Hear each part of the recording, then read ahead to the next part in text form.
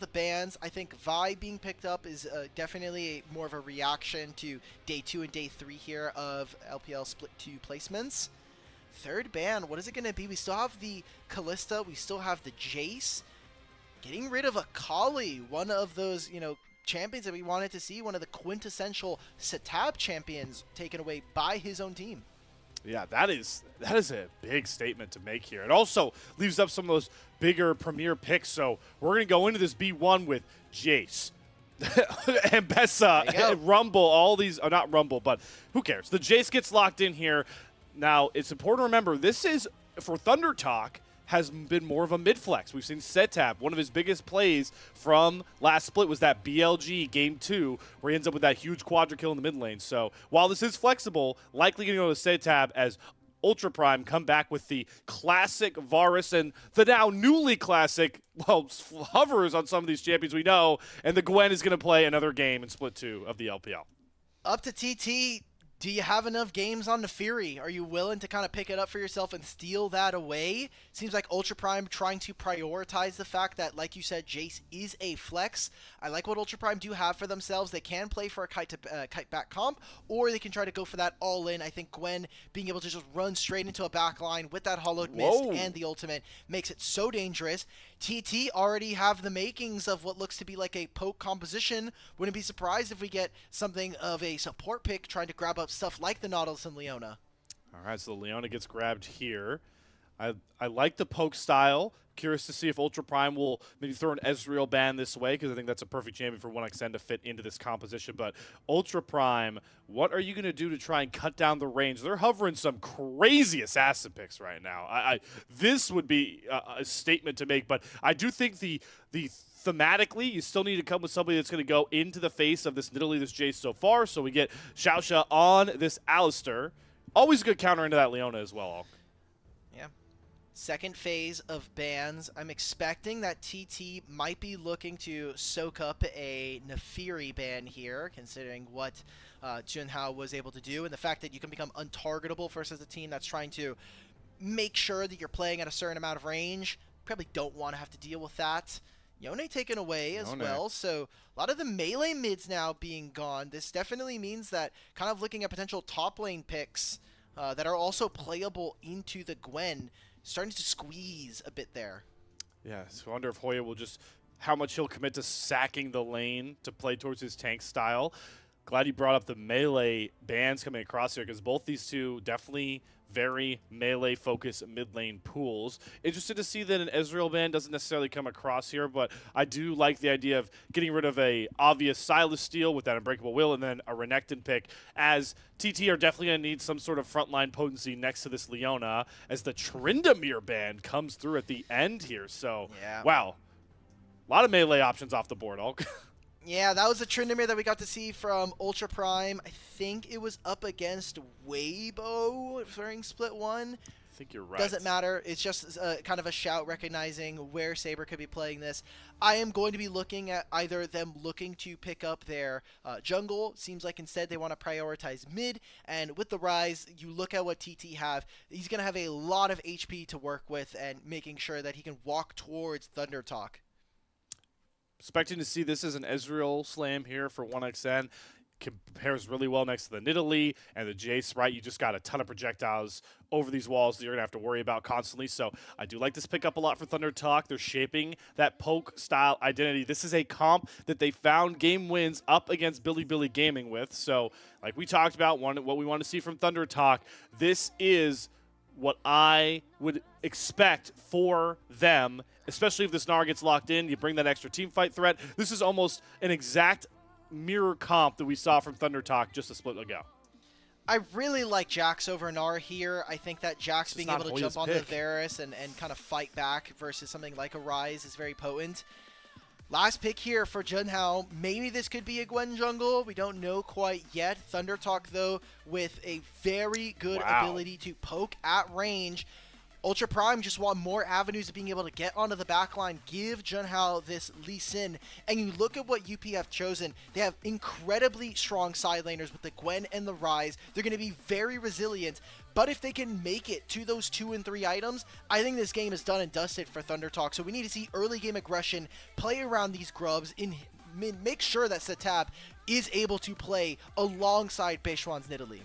Yeah, I think side lane is a big thing for Ultra Prime, like you're talking about. ThunderTalk, it's setup. You need to constantly be forcing Ultra Prime to answer you. You mentioned the Grub Pit, but even as this game rolls into mid-game, Drakes, Herald plays, Octacon plays. ThunderTalk need to be the one controlling the tempo on this to make sure they don't just get split to death by Ultra Prime, who are coming into this one with more momentum. Competitive games to start out their Group B time.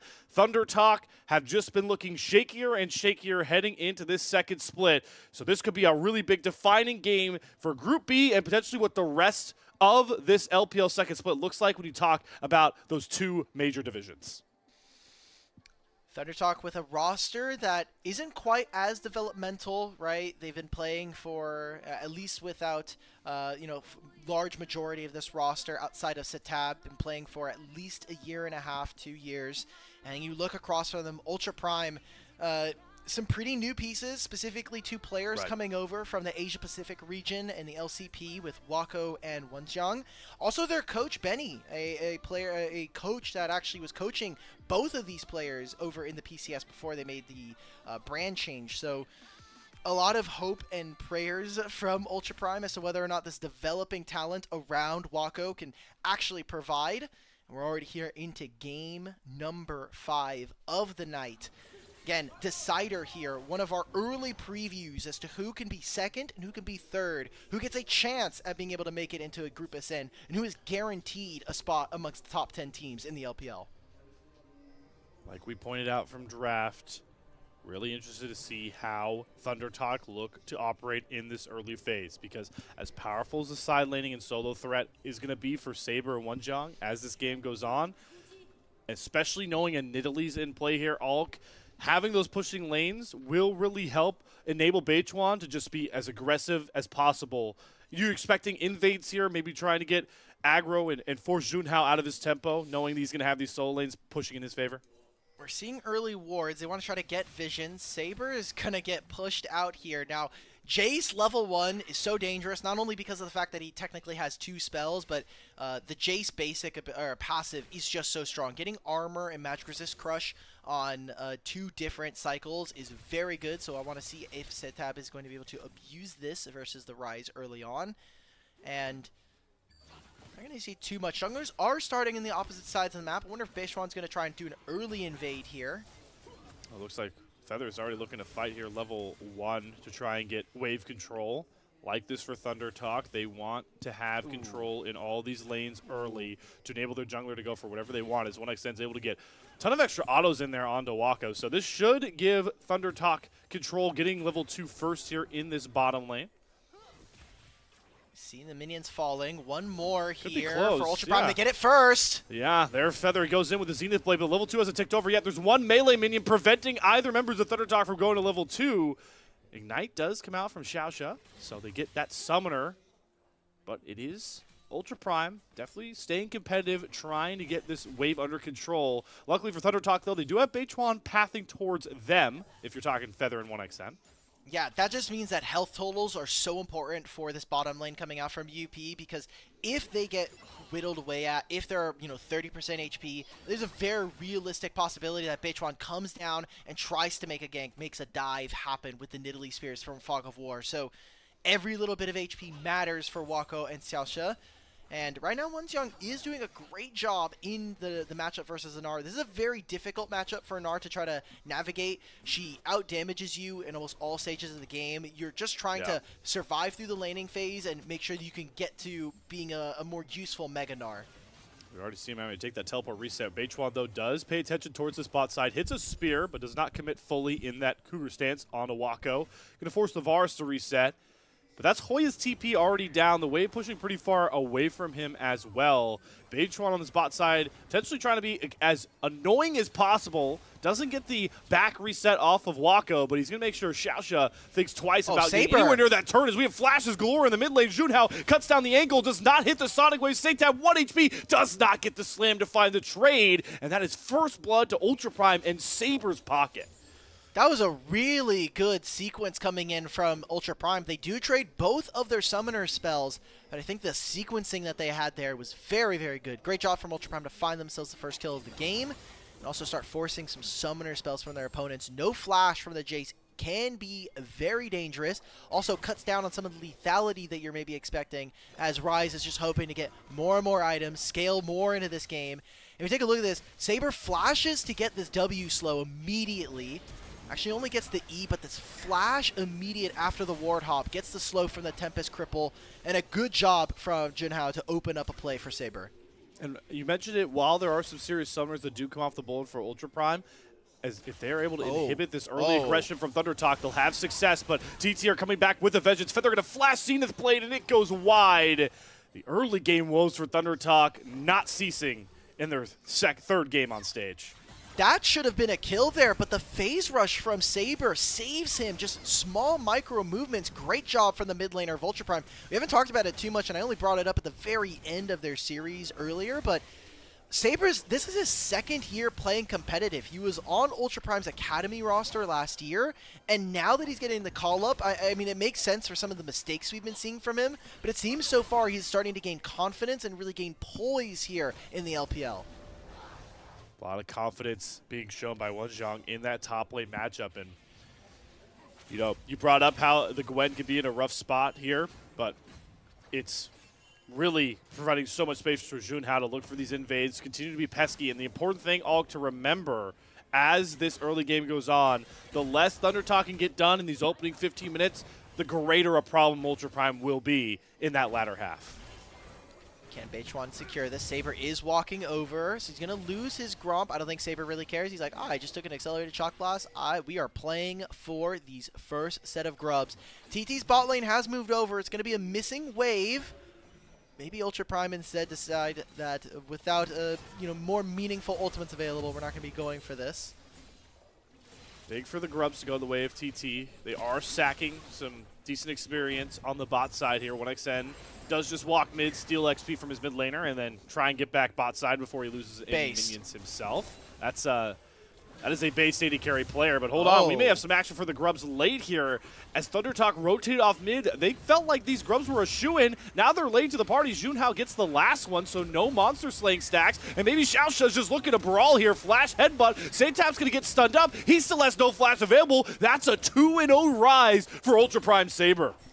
Really creative stuff coming in from Ultra Prime. Realm warping your Alistar to just find that engage. Maybe they try to make a play on top side. Hoya's nowhere near to having his Mega Gnar. Oh my God. He just jumps over. He has ult. Yeah, he forces the flash out of Hoya. Gotta remember, this is the Ultra Prime team we were expecting to wait to scale up. And they're just so much more proactive. That momentum talk we had going into that draft, Alk is already showing in these opening 7 minutes. ThunderTalk just feel a little bit lost, maybe still dizzy from the complete barrage of play coming in from anyone's legend in the game prior to this. Still have some avenues. Mostly it is around their mid laner, but SeTab on this Jace is just getting taken advantage of. Really good stuff coming in from the mid jungle of Ultra Prime. We need to see if ThunderTalk can bounce back. Now you're starting to get a little bit more gold, some more items for some of these carries, and there still hasn't been a dragon taken, and we're already seeing Ultra Prime have strong control of this bottom side jungle. And the more minutes go on, the more of a threat the side lanes become here as Junhao gets closer towards what likely will either be that Riftmaker or that Nashor's Tooth start. He'll start getting more of an edge over Hoya. Already has a pretty significant CS lead. Doesn't have to really miss any minions as he gets back towards his turret. We just have to look for Beichuan. Feather, once he can get this ultimate online, they need to continue to be proactive because you cannot be satisfied with a small gold deficit if you're this ThunderTalk comp. But they just don't have a lot of control on the map right now, and I don't really think they're going to be able to play for this dragon knowing where Beichuan's on is clear and how this bottom lane is pushed onto their turret. Ooh, they did just get vision of Junhao here. Beichuan is going to take his reset. They can go towards this dragon. It seems like Ultra Prime didn't want to start this objective up.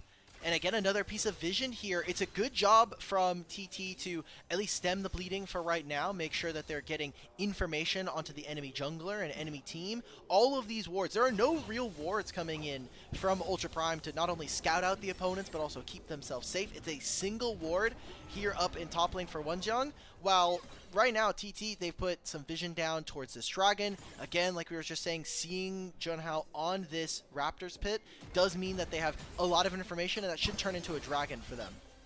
Would have been intriguing with Hoya having TP advantage if they'd went for a fight earlier, but top laners both going to have their TP available. But still, no real prio on this dragon here. Junhao not spotted on this top side. They don't know where Xiaosha is either.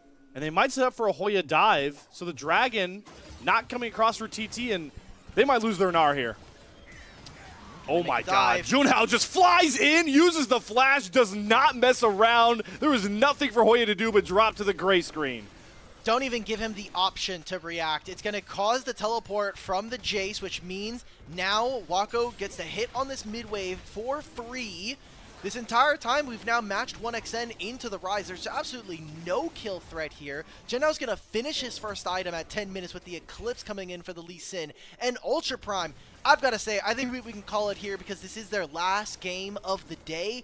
They have bounced back from what was an abysmal split one. Maybe it was because they had RosieLove. I don't want to pin it all onto one player, but they are, all of them, I think, have really started to level up.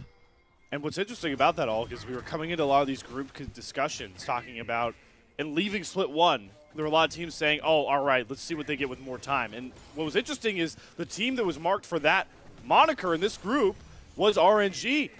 Another thing we got wrong, the way Ultra Prime has been playing, maybe they were the squad that needed more time to really gel and put out performances like this. For sure. Now they're going to get themselves 4 grubs, feeling very strong. We already talked about how amazing their ability to split push is, how on side lanes are going to not only be very difficult to deal with, but also very potent in terms of team fighting. So we're at 11 minutes here. ThunderTalk are down 1,000 gold versus their opponents. They only have a single dragon in terms of objectives. I think they're starting to feel the stress of this game. They're not quite out of it. When we see these first items, they're going to be very, very powerful. For SeTab, it's going to be finishing off that Spear of Shojin. For 1xN, getting himself the Trinity Force. That'll be a big wake-up. And when they both finish their tier items, I think that is about the pinnacle of power that we're going to see from TT, at least in comparison to Ultra Prime. So we'll be checking in once those items come through. Where are we in the game? And have ThunderTalk really mounted the comeback here?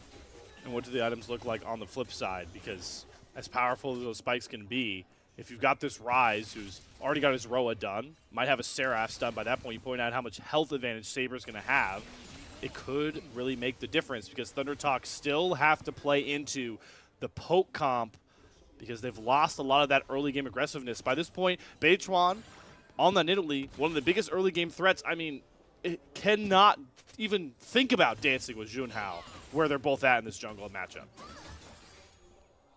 So as we develop throughout this game, no objectives for at least the next 3 minutes.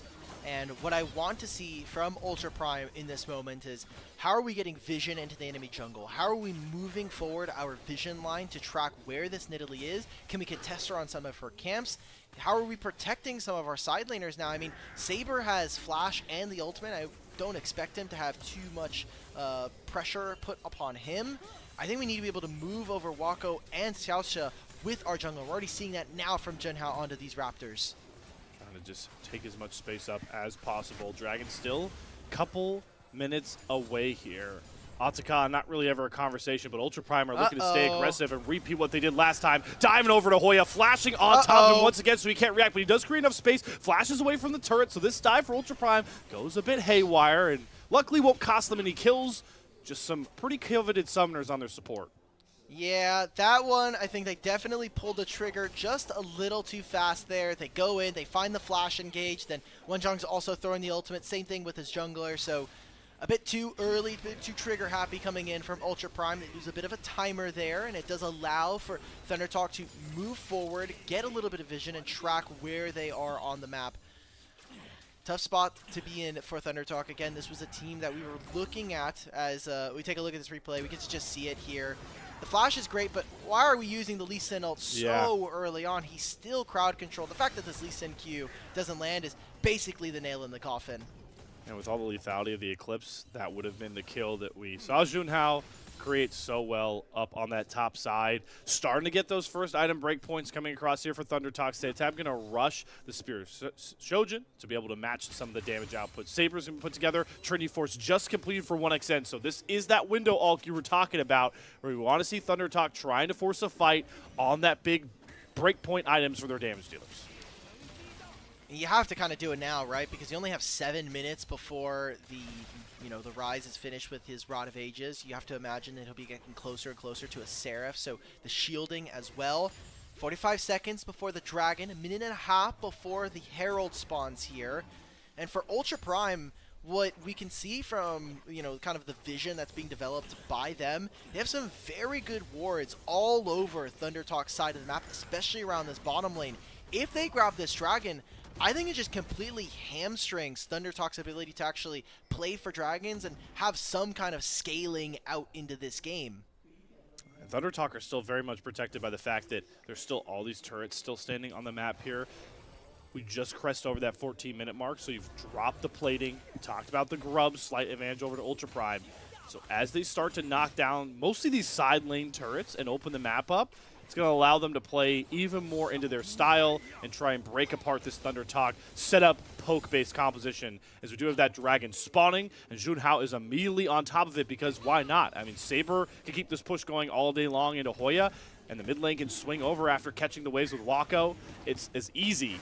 It's just an easy execution, and there's just zero in contest for ThunderTalk. They don't have any control to try and stop this. If Wenjong really wants to, if he ever feels threatened, just press ult and you clear the wave almost instantaneously. They also still have this this teleport coming in from Saber if they want it. Oh, Junhao finds it. Good flash Forces from 1xN, the flash from though. 1xN. That's a key summoner to get off, though. And now, like we talked about, Alk, they can start trying to break down some of these turrets. Do have to be careful of Beichuan off to the side. Does throw down a spear. SeTab's actually going to grab first turret into a 1v1 with Wenjong, using that needlework. Who wins it with the two big first items coming across here? SeTab having to flash over the big wall. Wenjong goes right back in with the full passive stack and just knocks him down with ease. SeTab is not having a great day today. It has been rough to watch this mid laner from the LCK come down into the LPL, and has not been able to find his footing, at least here in Split 2 placements. It'll be finally that Rift Herald going over to ThunderTalk, but honestly, a small bit of mistakes from both sides, mechanically speaking. SeTab ended up going down there, but Ultra Prime, I think, with these 4 grubs, should have felt more confident knowing that 1xN doesn't have flash to step up on that mid wave, start hitting the turret. They lose first turret to their opponents. I don't think they're too choked up about it, as they're still feeling very, very good about this game.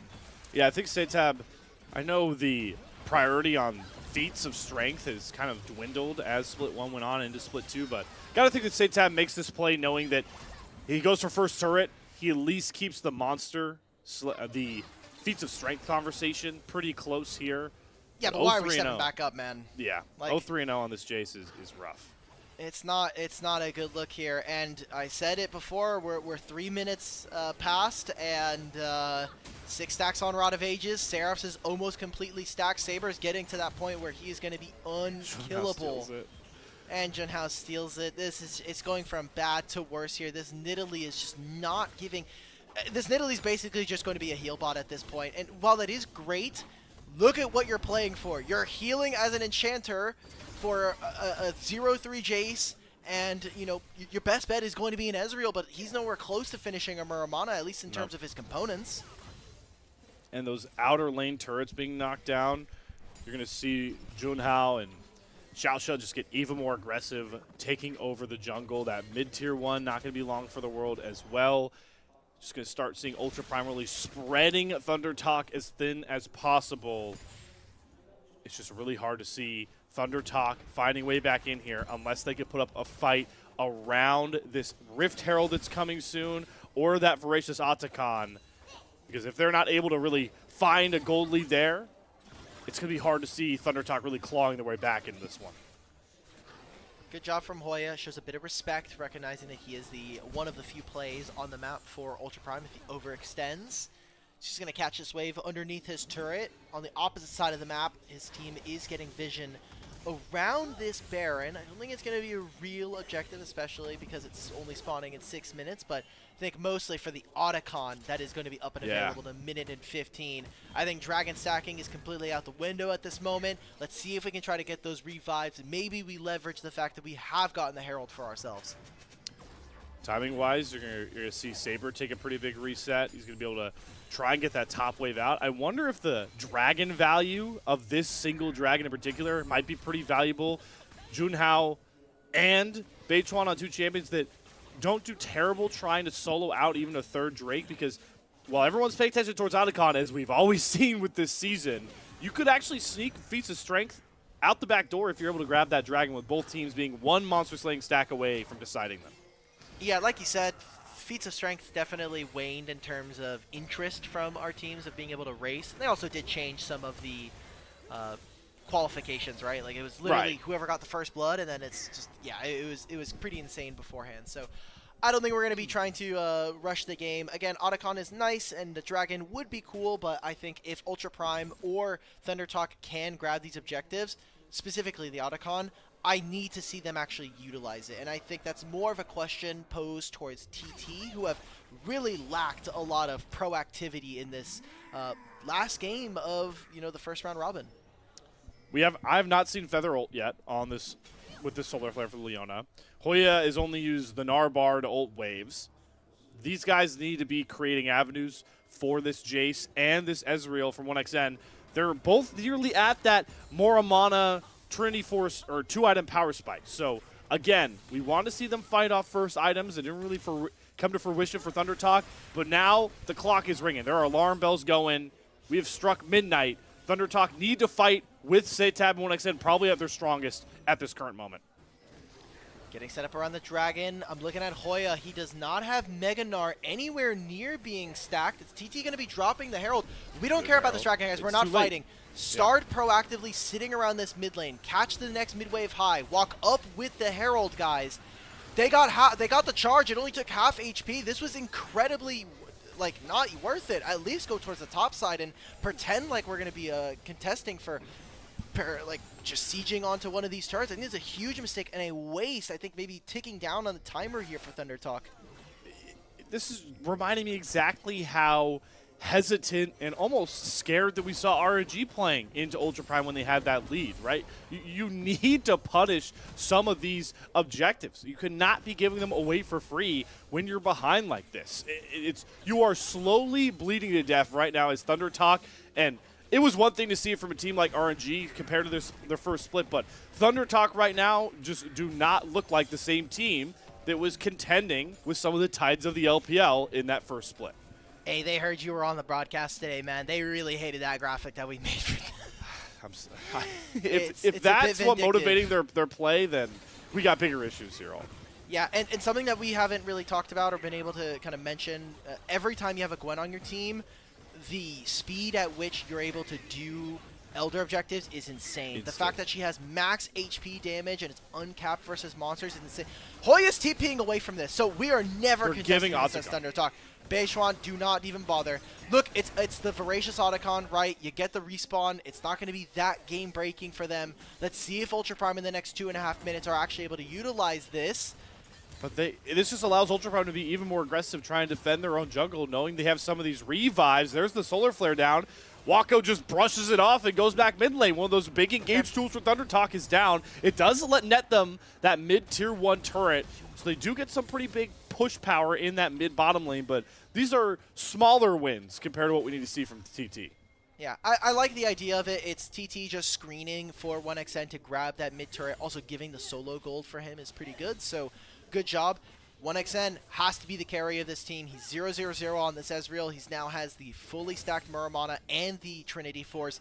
He has been the big carry for ThunderTalk. I think one of the most consistent members when we look at him throughout all of 2025. And this feels like his year to try to make a breakout in the LPL and hopefully put his name amongst the greats in terms of LPL AD carries. Which is a stacked list already in this league. Glad you called it out. The guy that was getting split 1 MVP votes We need to see him pop off, and we called for it. As many Ashe games as he played last time, we wanted to see him on one of those big carry champions he loves. This is that Ezreal. Beichuan starting to get some pretty good value out of this Nidalee poke. So finally we're seeing some of this poke-oriented comp for ThunderTalk bearing some fruit, but at the same time as that, Wenzhong knocks down the last tier 1 outer turret, and you just got to remember that Saber and Wenzhong are going to be able to take over these side lanes. At this point, how do you match either of them if you're Hoya and SeTab? You have to make plays on the opposite side of the map when they are. You have to be able to force on something, and that means that we have to see Beichuan and Feather link up and move, find some plays, get some vision, try to see if someone's going to be out of spots, because someone like Xiaoxia, who is just coming in, is one of the newest additions to this team, and we didn't even know who was starting in the support position for today's game until almost 10 minutes before the show started. We were trying to scour through Weibo. He has been, you know, kind of a pain point, especially in their first game up against AL. So if there's a spot for you to be able to get numbers advantage, it kind of has to be off of, can we prey on some of the newer members of Ultra Prime? And even back to what's made ThunderTalk so successful, it's when Feather and Beichuan, no matter what the two champions they're on, were able to synergize and be the catalyst for ThunderTalk here. And you could just see in these side lanes, the ThunderTalk have to force the issue onto Wenzhong or Saber when they are trying to cover these side waves. Because this is why you pick the Gnar, you pick the Leona, you pick the Nidalee. Right now, it's ThunderTalk just trying to play their own game at the wrong court. They are not in their own arena. It's not even the same venue of play styles basing right now. It's Ultra Prime just getting more and more fed on their solo laners. Wenzhong and Saber, they're both nearly, one of them is level 16. This is like Exodia Rise and Exodia Gwen already here for Ultra Prime. I'm just confused as to why this Gnar came through. I know I talked about it from draft. I personally would have wanted to see a Jax. I think that we haven't seen Hoya really be that strong team fighter, and so have to get one of those fights, man. Have to see TT actually group up and find that 5v5 at this point. Wenzhong's almost about to hit level 16. They just trade flashes. Okay, hold on. Solar Flare does hit onto Saber, but Feather can't get close enough to go in here. That is both summoners off of 1xN, and oh boy, Wenzhong is starting to really reel with this Gwen. Flashes galore being burned for ThunderTalk. Makes it so hard for them ever to walk up for this dragon. This is risky business into Ultra Prime. All right, so Hoya can teleport back here. There's no ultimate for Wenzhong, but no flash for 1xN and no cleanse. Can TT do this? They're trying to get in there, but the Gwen just runs through this dragon. It's already secured. Soul Point, Mountain Drake for Ultra Prime. ThunderTalk, when are you going to go in here? Hoya, he has the Mega Gnar, does not have the flash available to get over that wall, just had to burn it. And they're just letting Ultra Prime walk out through their bottom lane. ThunderTalk, you got to go. You got to find the spark at some point. But they're going to give the dragon away for nothing. They have no buttons, right? There's no flash from the Gnar. We just used our Leona Solar Flare. How are we ever getting into this fight? And now it's too late. They're trying to make this turn, go towards the top side of the map, get vision, maybe contest for a Baron. But even if they hadn't been able to just walk out, Saber still has the Realm Warp. So there were so many options from Ultra Prime. We said they were on a ticking time clock if you are ThunderTalk. And now we're here, 2 items, no fight to play for, and we are just giving everything on the map. We can't win on the side lane. We are not even opting for team fights. So what are ThunderTalk going to be able to do other than lie down and take a 1-2 loss here? I don't know. It's hard to look for. Maybe in the near future you do get flash off of Saber. The ghost for Wenzhong is down for now, but Junhao is hunting, trying to set up around this Baron. Here comes the Realm Warp. In comes Saber with Xiaoxia in the middle of all of them. Hoya gets a big Mega Gnar bar. Solar Flare used all the stuns, but it's just to keep ThunderTalk safe, just to protect them as they are forced out of their own jungle. And that TP sets up for Wenzhong to just start knocking down these side turrets. We were watching ThunderTalk being split and pulled apart by the seams. They're going to go and recall. They're going to catch this wave. They also are late on the mid wave as well. And now we're just going to see, I think, Ultra Prime really put the finishing touches on this last game in the first round robin here. They can move over to the Baron. They still have teleport for Wenzhong. And once they get this Baron, you have to imagine that it's going to be lights out. Baron, 4 grubs, and that Baron timer will last them up until the dragon here. So TT, if there's any point in the game where you are going to make something happen, you have to wait for Leona ultimate. You have to get Hoya involved. And hey, we're starting up the Elder objective. And you pointed it out, Alk. Gwen just shreds through these Elder There's no objectives. Meganar. Oh, no. Yeah, and Hoya doesn't have Meganar. The Baron, it's below 4k HP. Are they even going to get in? No. Junhao just picks up the Baron, and now it's Ultra Prime that are starting the fights behind their Titan of a Gwen. Forward goes Wenzhang. They're going to burn through Feather. First one to knock down. Into the mist goes the Gwen just to stay safe from all the poke. Beichuan's already below 25% HP, and Ultra Prime once again get the main objective and are not punished at all by ThunderTalk forfeit. Ultra Prime now are on the cusp of starting off Group B with a 2-1 victory. Insane stuff. Everybody on the broadcast had them in 4th place. I think community sentiment after Split 1 would have had them in 4th place. We were expecting, I'm going to be straight up honest, coming into today, I thought Ultra Prime were one of the teams that were potentially at risk for having to get potentially relegated from the LPL and losing their not only their spot, but mostly the ability to play for the rest of the year. If they can continue this level of play against some of the better teams, I think we have an Ultra Prime that is looking to contend for that 3rd place spot here in Group B. And Alk, what's most impressive about it in this very game alone is this game isn't, you know, a bunch of just highlight team fights where you can kind of hands diff your opponent. It's a bloodfest. This is a 5-kill game where Ultra Prime have consistently made the better moves macro-wise playing the map. It's what makes this 2-1 for Ultra Prime we're very likely to get to even more impressive. You got to think about how even this game is. I know we're talking a lot about Ultra Prime and kind of the timer that TT are on. This Baron is going to help them open up the map so much, and I think the only reason that this gold lead hasn't ballooned completely is the fact that a lot of the members of TT are making sure to stay farmed up. It's, you know, Beichuan with a small advantage over Junhao. It's 1xN and SeTab making sure that they're picking up their resources, getting their farm and experience so that come time for, you know, the back-breaking team fight, they are ready to play. But if TT never get that opportunity to actually play, then we did all this scaling. We basically wasted everybody's time, and we could have just been fighting this whole time and, you know, losing peace. I mean, fighting all the time really feels like it would have been the better option with how we've gone through this game in 31 minutes by this point, because you pointed out if you're Ultra Prime and you force TT to never fight on their terms, they have the perfect comp to do so. They have a nearly level 18 Gwen and Ryze that are just going to torment these side lanes constantly. Baron's going to keep the mid-wave shoved up.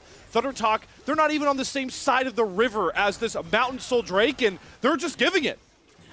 They are avoiding all of these objectives, trying to go for a top tier 1, top tier 2, and reinforcing Hoya.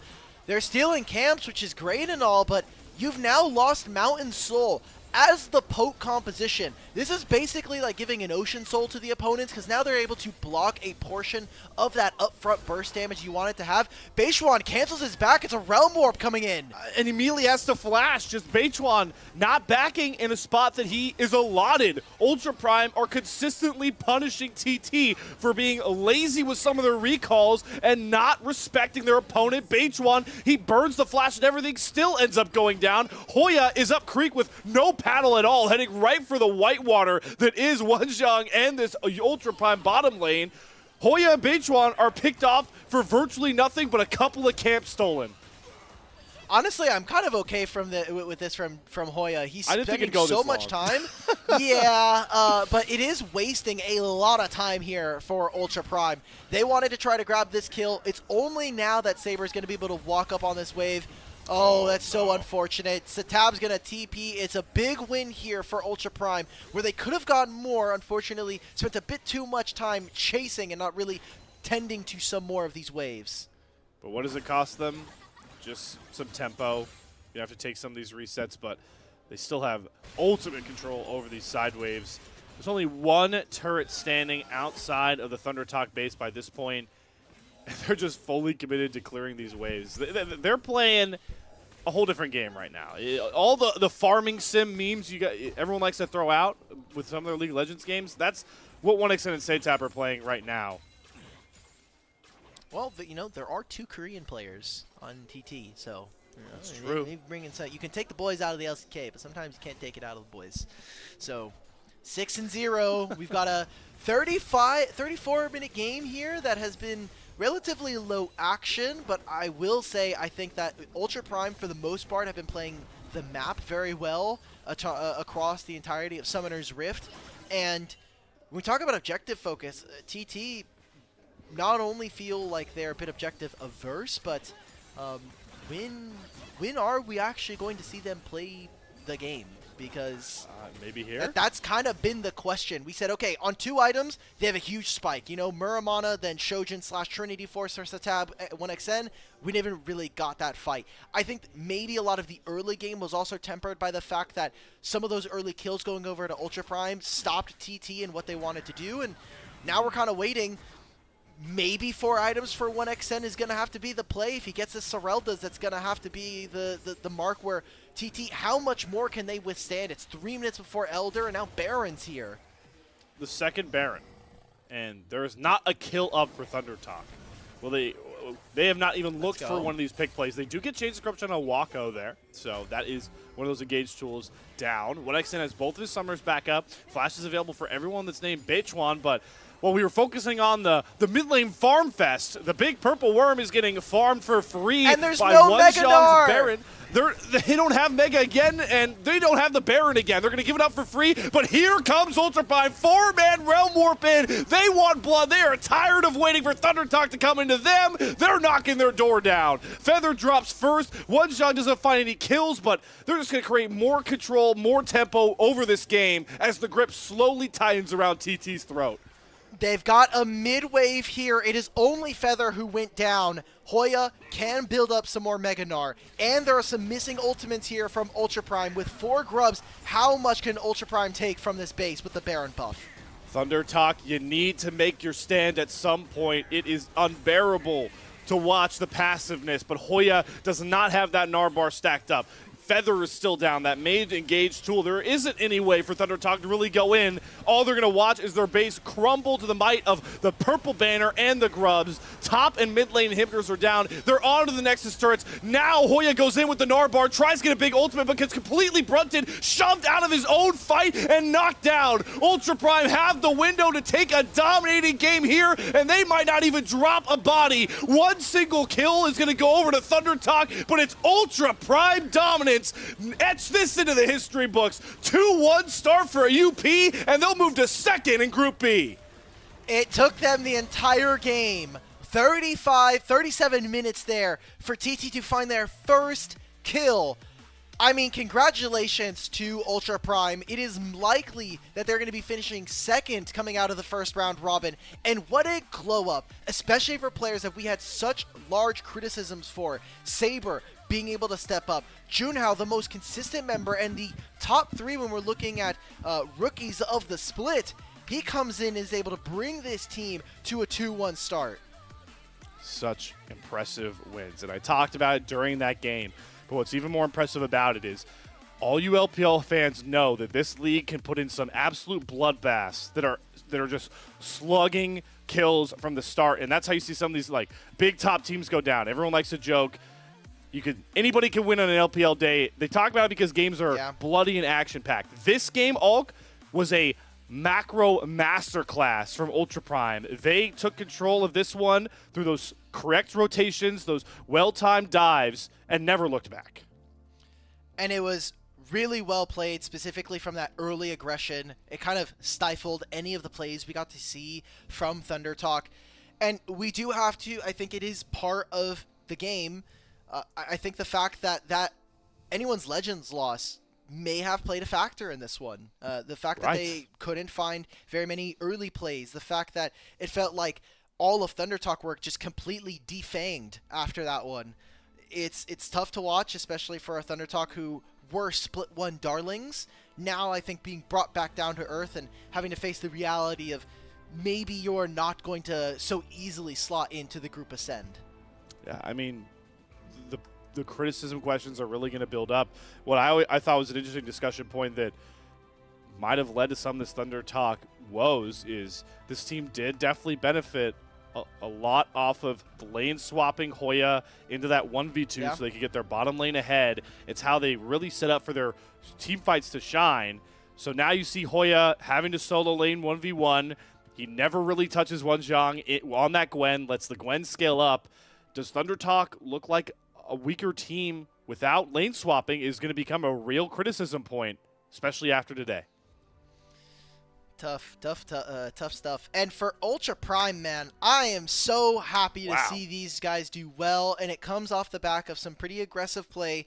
Again, there are some criticisms. I think the fact that their first game looked a little questionable. Again, you are playing against anyone's legend, but I think that if Xiaoxia can kind of continue to improve his level of play and really continue to link up with the rest of the team, this could be some exciting stuff for an Ultra Prime.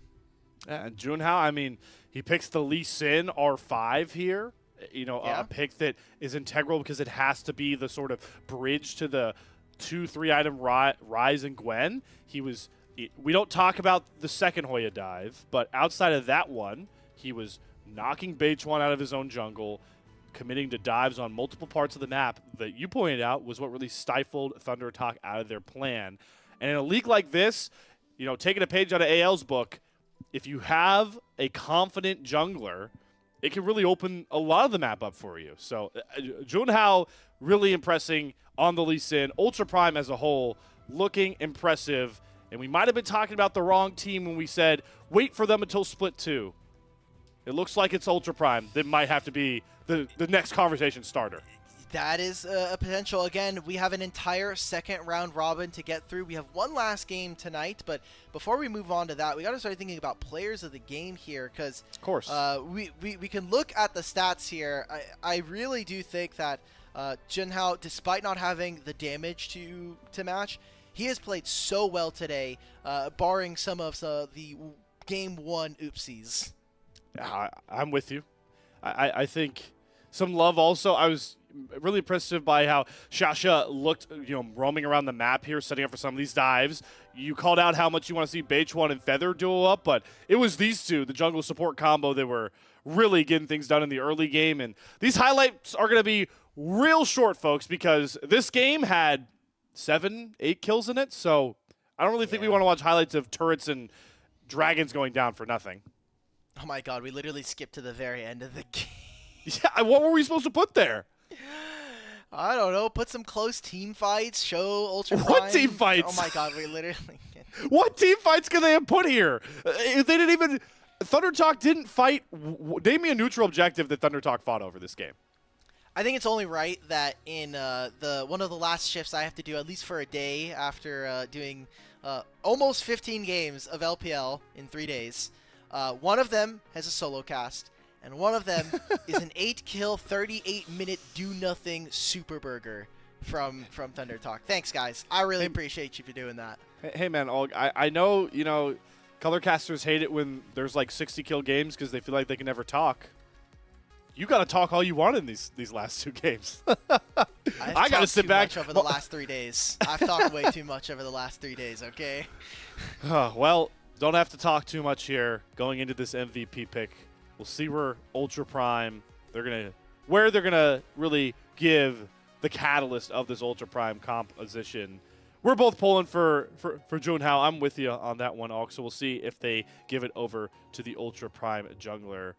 But depending on how these standings shake out, Ultra Prime are going to be in a really good spot. I mean, Alk, how confident are you now that they're 2-1 after the first round robin that they, at this point, are not dropping straight into Nirvana? I mean, it's almost like... Oh, for sure. They're minimum third at this point, it feels like, right? Yeah, for sure. I mean, I think the only way that happens if they literally bomb out day 2, right? 100%. If day 2 of the group, they just go 0-3, then yeah, they can go ahead and lock up a third. But even then, that would require RNG to find wins. Obviously, they would win up against Ultra Prime. They'd have to beat either AL or TT. And then we would have what's funny is the head-to-head would be tied, and tiebreakers come down to game time at a game length Yeah. at that point.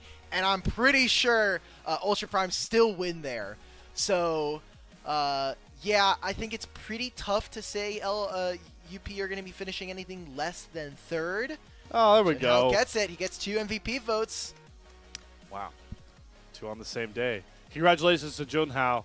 Very impressive. What would be funny, though, about that game time tiebreaker, all because, if anything, we thought this one between ThunderTalk and Ultra Prime should have ended definitely earlier than it felt like. So that'd be a funny little conversation to have about game time. But that is a very big hypothetical for further down the road. We'll look just a block ahead here as we look to wrap up day 3 of Split 2 of the LPL. We have one final match, and it doesn't have a ton of hype behind it, but if you're an Anyone's Legend fan looking to see if your squad can be the Titan of the LPL when you talk about international stages, tune-up games are a big part of that. We'll see if RNG can make any sort of noise as they take on Anyone's Legends to wrap up the first round robin of Group B. We'll have the one live after another short intermission.